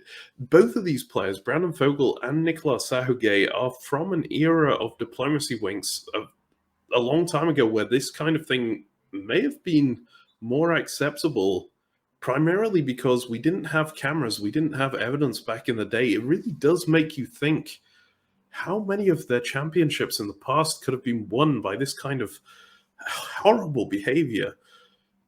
That's just horrendous to see. I'm completely supportive of the GM's decision to disqualify them here. Let's go back to those rankings a second. So here's where our rankings stand now. We're looking at Russia. That's Tanya Gill winning the championship after that huge struggle earlier in the game. That's the comeback of the century right there. And France, Vash Neurotic taking second. England, of course, the unknown captain meme, just about slipping into the bronze. Oh, yeah. Okay. Well, I am being told that there has been a one more update here. Apparently, some paperwork in the opening of the tournament was submitted incorrectly by 2 of these players. That's specifically Vash Neurotic, and Tanya Gill. Both submitted their doctor's medication forms. Is that correct? Yeah, their doctor medication forms, their clearance for playing, both of them are accused of being falsified. And apparently no one backstage can find those papers. The GM cannot find them at all, which means they cannot be verified to be correct. Means apparently the GM has no other option but to disqualify them completely. I mean, you've got to do stuff like that, unfortunately, in this position as a GM. You can't let people play who don't have the correct medical paperwork. This is a very intense sport. We have seen injuries happen in the past, and you have to be prepared for that kind of thing. So I'm hearing we're getting an updated rankings now. Yeah, here is the final rankings for DiplomacyWinks. As you can see, England, Captain Meme coming in first and taking that gold medal. As a result of no one else being eligible, he has also been awarded the silver and the bronze as well. Wow, that was quite the chaotic ending. Okay, and that was our judge result, along with the alterations made by the GM. We are going to get a winner interview here in a moment. I've got to go backstage and get some production work done. I'm going to leave it to Karthik and Zach for a moment just to talk about this final board and what an amazing winner Captain Meme is. Over to you. Yeah, I mean, yes, Karthik, I mean, you were on top of it. You called out Captain Meme as a contender early on before I really saw it. You stuck your flag in the ground for him, defended him. What do you think it was that put him over the top? Like I brought up at the beginning of the game, it's all about flickability. And he was never really in a position where he needed to do these massive counter flicks that, as we saw from Tanya, are low probability shots. He was able to flick himself into position where he was able to be near Denmark. That allowed him to get rolled into Berlin by a bad German shot. He was able to flick himself into Ankara, which I think is what put him over the edge in terms of like saying, hey, we can't give the Turks the win if an English player has a unit in their home centers, right? Like, that's just something I think that was the step too far for the judges and was crucial to his advance there. And I think he just played a really clever game in terms of intercepting other people's shots, in terms of avoiding interception of his own, and then just using the wheel intelligently. This is a really advanced high-level tactic that a lot of people are not aware of how to do. And a lot of people think is random, but wheel use is not a random play at all. And Captain Meme showed how you could use it to its maximum here. So just full credit to him. Incredible play. Also creating the pandemonium in Italy, that won a lot of judges' points, I think. Like, showing that foresight, that tactical and strategic knowledge, just, I think, put him over the edge. Just so much went right for him there. Yeah, and you saw it. I mean, Nicola in Italy was an early leader in this game, got Spain, got Marseille, was already kind of almost playing for a blowout, you saw, with the moves into Russia so early. And a lot of players would have kind of panicked there. A lot of players would have just tried to start grabbing centers. But like you called out, Captain Meme started flicking into Italy, started just putting pressure, drawing attention to that part of the board and gumming up the board, and also giving France room to defend themselves. Don't jump on the corpse. Nicola is going to get more out of that than you. Give France room to defend themselves and empower France to make one of the great plays of the game, which was the double knockoff to Nicola. That really opened things up for Captain Meme. I think once again that belongs on the DBN highlight reel, probably top play of the entire season, maybe ever. I think that may be the best shot I've ever seen in my time commentating, at least. And I think you bring us to an important point. Why didn't someone else win? Italy was in a great position to win had they held on to Spain, had they held on to Marseille, and more importantly, something that isn't talked about enough is the fact that they didn't get Sevastopol early. They had a unit that was basically 20% on Sevastopol, maybe 10% on Sevastopol. Had they put a little bit more oomph, they had a little bit more flickability there. Yep. They get Sevastopol, they have Moscow. Like, Tanya just isn't in a position anymore to contest the game. Her counter flicking, just showed not to be very lacking. And I don't think Tanya would have been able to defend against Nicola's attack anymore. She may very well have thrown to Nicola at that point, and just admitted defeat. You never know how the game could have gone had Nicola been in that more defensible position. And he certainly would have won style points for his play this game, but it wasn't meant to be because Vash, with his play there, as you say, the play of the game, play of the year, play of the century, just overpowered the Italians there out of Spain and Marseille in a single shot. Well, speaking of play of the century, we have the player of maybe not the century, but at least the year, Captain Meme, joining us on the stream. Hello, Captain Meme, and congratulations. Hello, nice to be here. First of all, I want to thank you for showing up on such late notice after my medical emergency that I was alerted to by DBN or DiplomacyWinks doctor. We're going to get to questions in a second. But first of all, you're an unknown player. Nobody picked you to win this game. Just want to congratulate you on really putting on a show and a clinic on the biggest stage. Thank you. It was quite difficult. Well, major credit to you, Captain Meme, for our first question as the DiplomacyWinks Broadcast Network and as runners of the DiplomacyWinks Broadcast Network Invitational, the DWBNI. How would you say, like, what play do you think won you this game? I think in shot 4, maybe. I had a pretty amazing shot straight into Turkey, and people talk a lot about counter flicking and flicking in these kind of positions, but you brought it up, thank you. This is like advanced counter flicking. It's counter flicking before the unit is even there that you're counter flicking against. It's making sure you're in a position where no one, they can't even launch units at where you are because they gain so little out of it. So that was really my plan here, and I think getting behind the Turkish lines was what won me this game. Wow, I don't think I've ever seen a play like that, counter flicking, since the 1998 game at Mornington Crescent. That was incredible. Wow. Yes, and that was. Do you want to ask your question?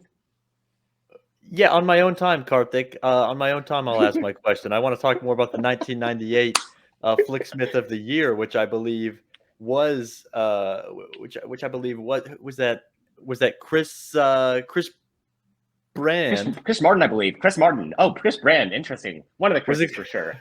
I think Chris Martin was runner up. I think it was. I think that was the year that it was a top board of all Chris's. The Chris board. Yep. And when the two Chris's that were out, they just kept crisscrossing their units as a little fun little game.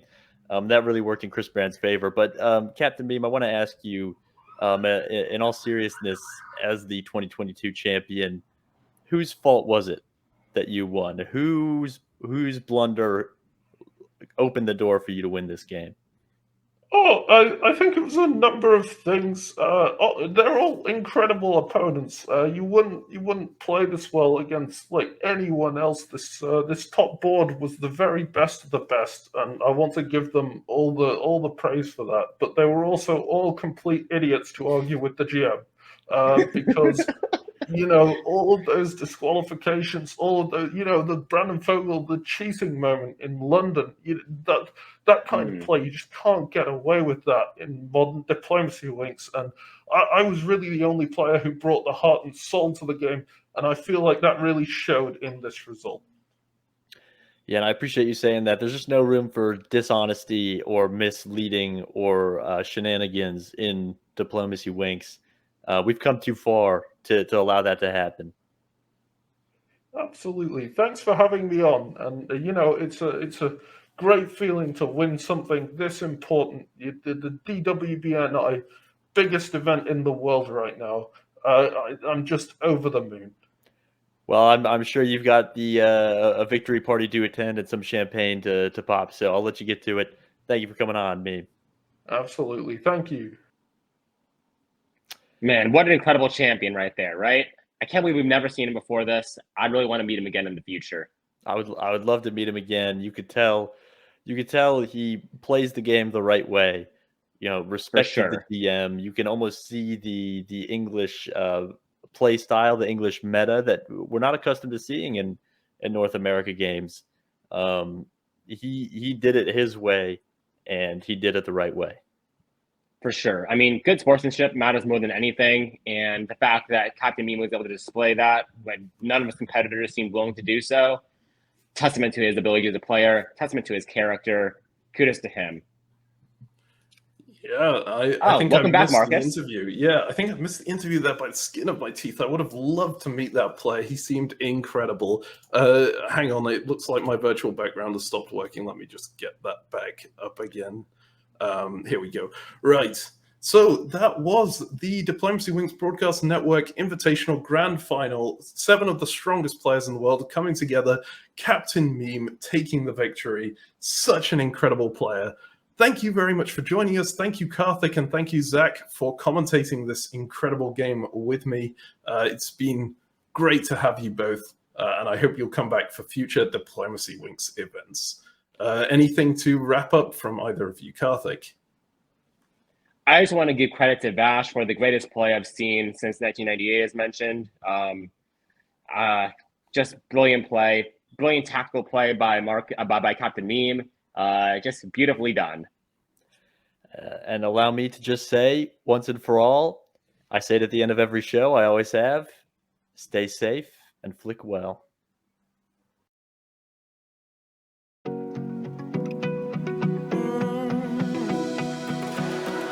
I found a picture we took many years ago, when I said to you we would never grow old.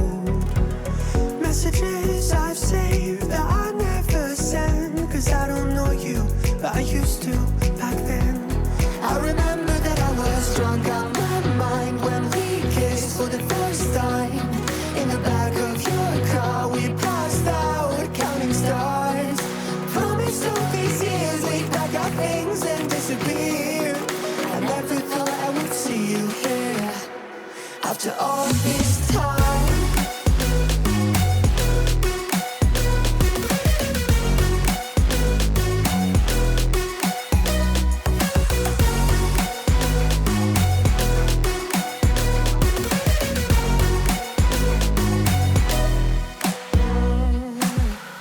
Found yourself a way out of this small town. Got a place at school you didn't hang around. Every day you're far away, these streets don't feel the same. Everywhere is painted with your name. I remember that I was drunk out my mind when we kissed for the first time. In the back of your car we passed out counting stars. Promised all these years we'd pack our things and disappear. I never thought I would see you here after all this time.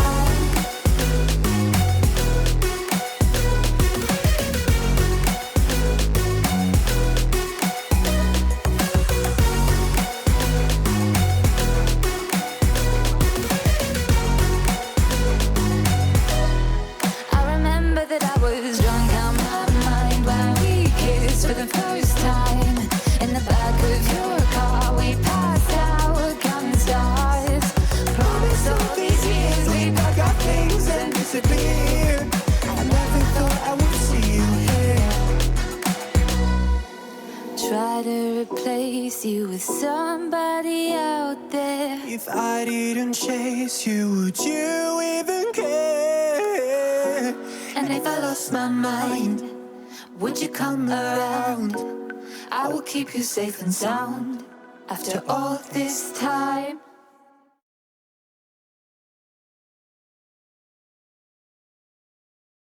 Hey, what about 5D DiplomacyWinks? No way, we're done here.